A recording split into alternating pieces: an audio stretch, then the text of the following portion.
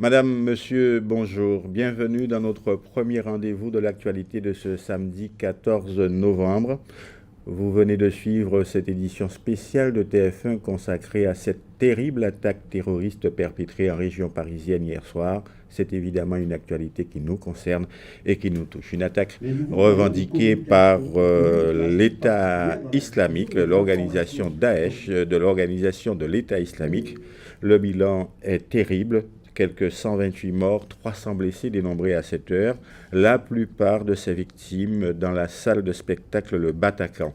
7 terroristes auraient été abattus. C'est la pire attaque terroriste jamais commise en France. Le président de la République, François Hollande, l'a qualifié d'acte de guerre. Dès hier soir, il a décrété l'état d'urgence sur tout le territoire national et proclamé un deuil national de 3 jours. Alors ici en Guadeloupe, certes à plus de 8000 km de Paris, nous sommes, je vous le disais, évidemment concernés et touchés par ces effroyables événements. Les réactions politiques d'abord sont toutes unanimes et quasi identiques dans les termes employés pour les qualifier et les condamner. Celle d'abord évidemment des deux présidents des collectivités majeures que sont la région et le département, Victorin Lurel et Josette Borrell l'Incertain.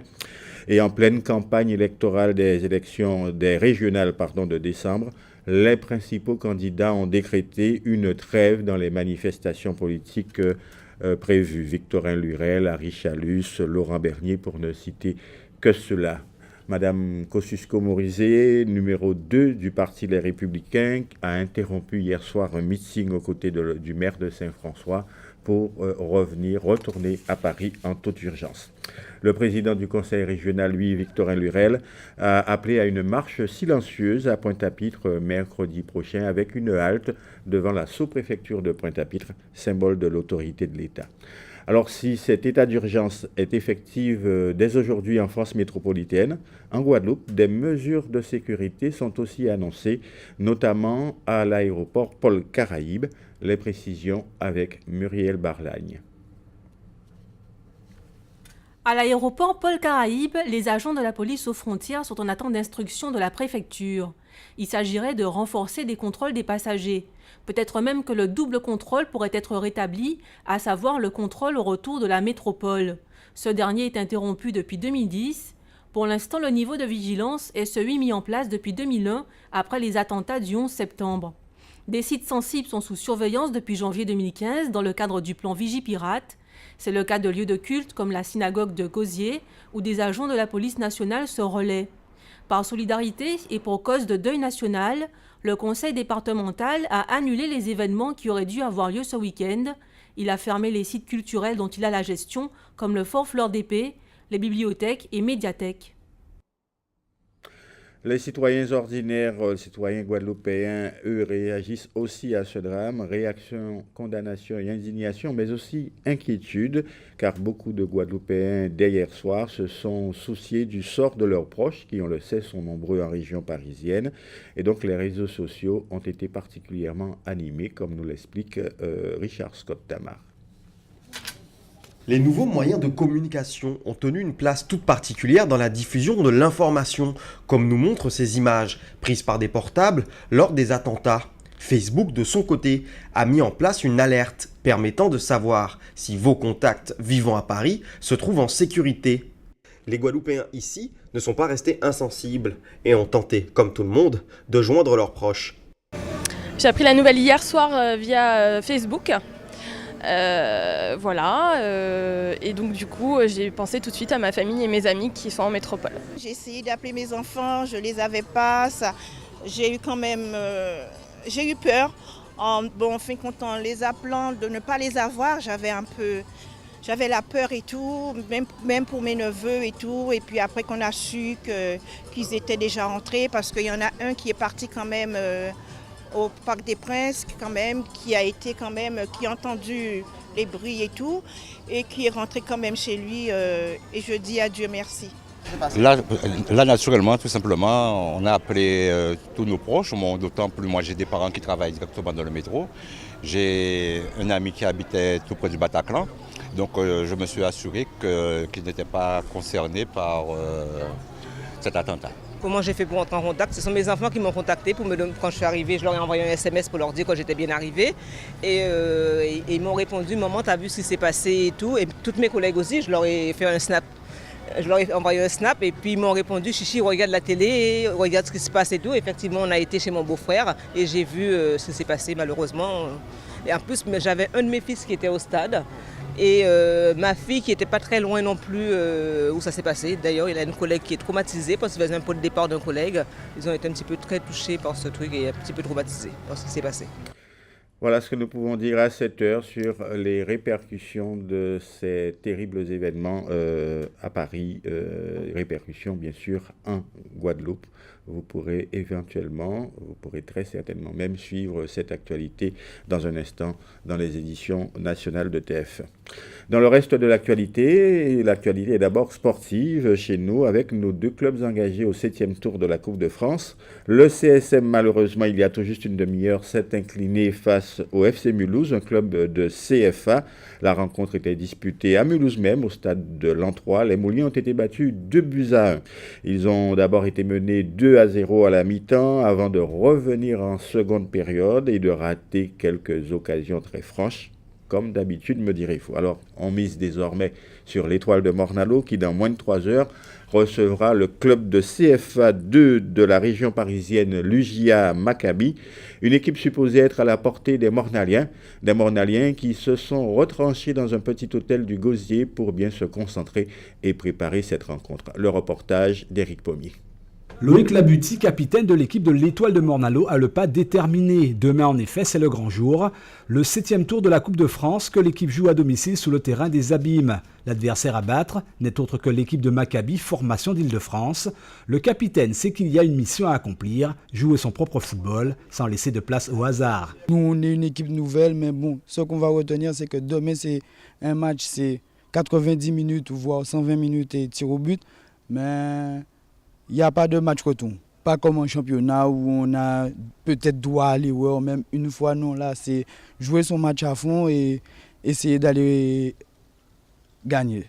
Malgré des résultats peu flatteurs en championnat, 3 matchs, 3 défaites, les Rouges partent le moral gonflé à bloc. Il faut vite penser les blessures psychologiques et physiques. La jeune équipe doit justement faire ses preuves sur un match d'une telle importance. C'est un match de coupe. Tout peut se jouer sur un match de coupe. Comme on peut la gagner, comme on peut la perdre. Donc on joue à fond la compétition le demain. Étoile de Morne-à-l'Eau contre l'UJA Maccabi, l'affiche annonce le match de tous les rebondissements. Alain Vertot, c'est la rencontre difficile. Les joueurs, eux, sont fin prêts à briller à domicile. C'est un autre match, c'est une autre compétition. C'est une coupe, ça n'a rien à voir avec le championnat. Il faut vraiment se concentrer sur ce match. On nous met dans les conditions qu'il faut, on est dans des conditions qu'il faut. On a retrouvé notre soleil. Ces derniers jours, il y avait de la pluie, ce qui aurait été un autre match aussi. Mais on a le soleil. Dieu merci et j'espère que nous, on sera en forme physique et mentalement pour aller gagner ce match demain. C'est un match test et c'est un match aussi à gagner. Donc si on est arrivé jusqu'au 7e tour, c'est pour aller un peu plus loin. J-1, l'équipe a choisi un cadre reposant dans les hauteurs de Saint-Félix à Gosier pour se construire un mental de gagneur. Après le calme et la quiétude des lieux, demain, autre décor, 15h au stade des Abîmes. Au coup de sifflet, l'Étoile de Morne-à-l'Eau doit confirmer sa baraka, des grands rendez-vous footballistiques. Évidemment, vous aurez compris, J-1, évidemment, c'était le casernement, comme on le dit en sport, des joueurs de l'Étoile hier, avant cette rencontre qui sera disputée à 15h précise au stade des Abîmes, Étoile de Morne-à-l'Eau, UJA Maccabi. Dans l'actualité sociale maintenant, le comité de l'eau de Capesterre tenait hier soir un meeting devant la mairie de la ville. L'organisation monte de nouveau au créneau pour cette fois dénoncer l'envoi de lettres de relance, voire d'injonctions adressées par le SIAG, et cette fois par voie d'huissier, pour réclamer à certains habitants le paiement de factures impayées. Reportage, Richard Scott-Tamar. Ils étaient venus nombreux, les habitants de Capesterre-Bello et autres curieux, pour écouter Germain Parent, le président du comité des usagers de l'eau en Guadeloupe. De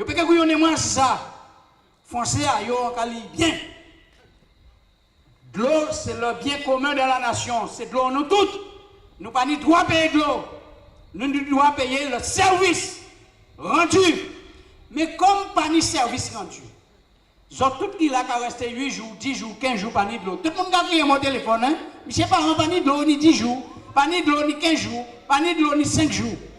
Arrêtez de faire politique avec de l'eau. Allons faire la politique de l'eau ensemble. Selon ses dires, un courrier aurait été envoyé aux habitants de Capesterre-Belle-Eau, leur exigeant de payer des factures d'eau, alors que de nombreux problèmes sur le réseau les empêchaient de la recevoir. C'est inacceptable, hein, que déjà il n'y a pas d'eau, les gens souffrent beaucoup, et puis on réclame de l'argent par la voie d'huissier. Il est quasi impossible d'accepter ça. Monsieur Bernier joue avec les Guadeloupéens, il faut qu'il arrête. Germain Parent s'engage à défendre la cause des usagers à leur côté et les invite à l'accompagner mardi afin d'exiger du président du SIAG, Laurent Bernier, la suppression de ces injonctions. Nous revenons en un mot en politique. Nathalie Kosciusko-Morizet, je vous en parlais il y a un instant, numéro 2 du parti Les Républicains, était donc hier en Guadeloupe pour soutenir Laurent Bernier, candidat des Républicains pour ces élections régionales. Invitée sur le plateau de notre journal de 19h, Mme Kosciusko-Morizet est revenue sur son engagement et ses positions prises dans le dossier des algues sargasses, faisant une nouvelle proposition afin d'obtenir la déclaration d'état de catastrophe naturelle. On l'écoute. Je pense qu'il faut 3 choses. Il faut d'abord plus d'aide pour les communes, parce qu'on a parfois des petites communes qui ne peuvent pas faire face au coût simplement d'urgence d'enlèvement des algues. Et quand j'ai protesté de ça au mois de juillet, le gouvernement a fini par bouger, il a fait une petite rallonge. À mon avis, c'est pas assez, mais il y a eu un petit peu plus. Il faut l'état de catastrophe naturelle. C'est pas normal qu'il n'y ait pas l'état de catastrophe naturelle. Et puis il y a une troisième chose qu'il faut, dont on parle trop peu, et qui serait vraiment simple, c'est de mettre les sargasses dans le décret du mois de juin 2015. C'est un décret tout récent qui fait la liste des calamités liées au changement climatique et qui donne droit à certaines indemnisations. Je ne comprends pas pourquoi les sargasses ne sont pas dans ce décret. Alors, on pouvait penser au début que c'était un oubli. On pouvait penser que c'était un oubli. Donc en juillet, j'ai demandé à ce que ce soit fait, mais là, on est en novembre et le décret n'a toujours pas été modifié. On est à un mois de la COP21 à Paris, la conférence sur la lutte contre le changement climatique. Il faut absolument que les sargasses soient dans ce décret. Et je vous l'ai dit, Mme Kosciusko-Morizet, sitôt apprise la nouvelle de ces attentats à Paris, a regagné la capitale dès hier soir.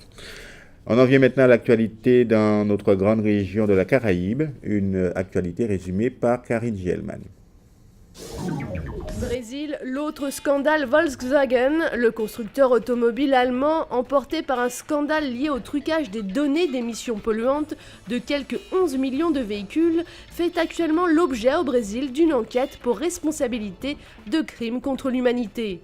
Le groupe allemand, présent au Brésil depuis plus de 60 ans, est accusé d'avoir collaboré aux persécutions et aux tortures lors de la dictature militaire brésilienne qui a sévi de 1964 à 1985. Selon la Commission nationale de la vérité, le groupe allemand aurait collaboré avec la police militaire brésilienne en donnant les noms de salariés potentiellement perturbateurs au service de l'ordre de l'État ou supposés membres du Parti communiste. Charge ensuite aux policiers de les arrêter et de les torturer. Le groupe allemand, contacté par plusieurs médias internationaux, n'a pas souhaité répondre et diligente une contre-enquête au Brésil. Colombie, démission surprise.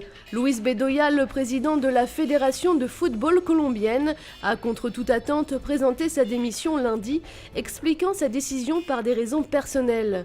Luis Bedoya présidait cette fédération depuis 2006. Il était également l'un des 11 membres du comité exécutif de la Confédération sud-américaine de football. Cette démission intervient 2 semaines après celle du comptable de la fédération et de manière plus générale dans le contexte de corruption qui secoue la Fédération internationale de football. Sur les 14 responsables accusés de fraude par les États dans le cadre de ce dossier de corruption, 8 sont originaires d'Amérique latine. 5X, partenariat guadeloupéen. Terranove, la société d'ingénierie et de services d'énergie nouvelle et renouvelable basée en Guadeloupe, a récemment commencé ses exercices d'exploration géothermique à Saint-Kitts. 5 géoscientifiques sont actuellement à Saint-Kitts pour mener des études de faisabilité en géophysique, géologie et en géochimie. Le président de Terranov, Jacques Chouraki, informe que les perspectives géothermiques de Saint-Kitts sont prometteuses. Jan Liebert, ministre des Infrastructures publiques kittisiennes, déclare « Les coûts de combustibles fossiles sont très exorbitants. Si nous voulons continuer notre développement et si nous voulons assurer notre croissance économique, nous devons adopter une politique d'énergie renouvelable car nous sommes bénis par le soleil et nous sommes bénis avec le vent et nous disposons de 2 volcans. » Le ministre des Infrastructures de Saint-Kitts, qui est ingénieur de profession, a déclaré que l'énergie géothermique, qui est présente dans les sols kittisiens, entraînera une baisse des coûts de production d'électricité qui se répercutera sur le consommateur final qui paiera moins cher son électricité. C'est aujourd'hui la journée mondiale du diabète, une journée qui existe depuis 1991 et était organisée dans environ 150 pays de par le monde pour sensibiliser à cette maladie qui touche, tenez-vous bien, près de 380 millions de personnes, dont 3,7 millions en France. En Guadeloupe, chez nous donc, ce sont près de 8% de la population qui sont atteintes par cette maladie. Aujourd'hui, c'est aux Abîmes qu'était organisée la principale manifestation de sensibilisation, le reportage d'Éric Pommier. Entre 35 et 40 000 personnes seraient diabétiques en Guadeloupe selon les derniers chiffres. Le diabète, une pathologie dite silencieuse. Ce matin, pour la 25e journée mondiale de la maladie, le public a répondu en masse au complexe sportif Patrick et Joseph Sélény aux Abîmes. Objectif, s'informer davantage. C'est le cas de Jean-Paul, dont la priorité aujourd'hui était de prendre la température sur une pathologie dite chronique, c'est-à-dire qui ne se guérit pas, mais que l'on peut néanmoins traiter et surtout contrôler. Parce que c'est une maladie qui on dit héréditaire des fois, donc je voulais vraiment avoir des renseignements vraiment complets dessus. Beaucoup de gens en Guadeloupe actuellement sont atteints de cette maladie et je pense que ça va évoluer, donc il faut vraiment la prendre au sérieux. Lucien, lui, est diabétique. Sa présence ce matin n'est pas le fruit du hasard. Ce type de journée est indispensable. Toujours s'informer de l'évolution de la maladie est une priorité. L'essentiel est également de comprendre et de combattre la maladie, d'où la nécessité de savoir comment réagir. Je suis diabétique, mais je suis venu quand même. Peut-être pour voir s'il y a des nouvelles techniques, des avancées au niveau de la maladie, quoi. Mais là, j'ai vu le diabétologue, donc elle a supprimé en disant que j'avais pu stabiliser le diabète. Mais l'important, c'est le régime alimentaire et surtout le sport. C'est très important. La queue est impressionnante devant l'atelier de dépistage. La population a compris l'utilité du geste utile pour juger immédiatement de son taux de diabète. Je suis très heureuse qu'il y ait autant de monde. Ça veut dire que le message est passé, que la population a compris que c'était une maladie ayant une prévalence importante en Guadeloupe et qu'il fallait se mobiliser pour essayer de la comprendre et surtout de retarder le plus possible son apparition. Le diabète est causé par un manque ou un défaut d'utilisation d'une hormone appelée insuline. Le diabète empêche le corps d'utiliser convenablement le sucre comme source d'énergie. En 2014, la prévalence mondiale du diabète était estimée à 9% chez les adultes âgés de 18 ans et plus. Un mot de la mini-transat île de Guadeloupe après le vainqueur Frédéric Denis arrivé à l'aube hier devant le Memorial Act. Pas moins de 5 concurrents ont franchi depuis la ligne d'arrivée à la marina du Bas du Fort. Notre Guadeloupéen, Carl Chipotel, est lui attendu dans la nuit de dimanche à lundi.